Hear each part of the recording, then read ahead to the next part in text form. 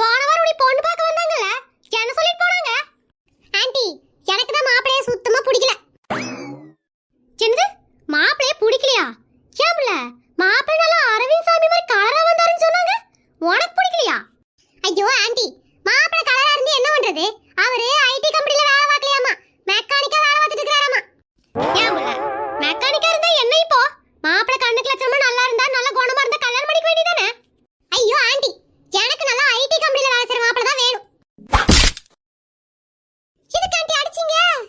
அடிக்க முடியல, என்ன பண்றது? இதே உள்ளே இருந்தா கழுத்து திருக்கி கொன்றுப்படாக்கு. ஏம்ல, ஐடி கம்பெனிக்காரன் தான் வேணுங்கறியே, கொஞ்சமாவது விவரம் இருக்குதா உனக்கு? பக்கத்து வீட்ல இருந்து ஏடி பார்த்துட்டு இருக்கற, அப்ப மூணுக்கால அறிவல.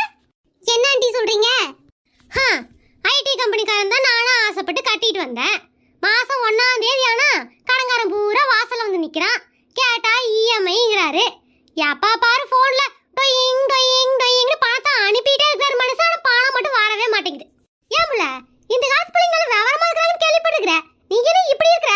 ஐடி கம்பெனிக்காரனை கல்யாணம் பண்ணினா காசை கண்ணிலேயே காமிக்க மாட்டா, போன்ல எஸ்எம்எஸ் மட்டும் தான் அனுப்பி விடுவான். பிச்சைக்காரனை கல்யாணம் பண்ணினா கூட சில்லற காசா 10,000 கொண்டு வந்து மாசம் கொடுப்பா.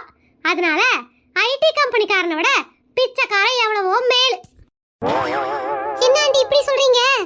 உலகத்துல பிச்சைக்காரனை கூட கல்யாணம் பண்ணு, ஐடி கம்பெனிக்காரனை கல்யாணம் பண்ண நான் பாரு தேர்வுல நின்னு புலிக்கார வரானா பூண்டுக்கார வரானான்னு பாத்துக்கிட்டு இருக்கிற அந்த நிலைமை தான் உனக்கும்.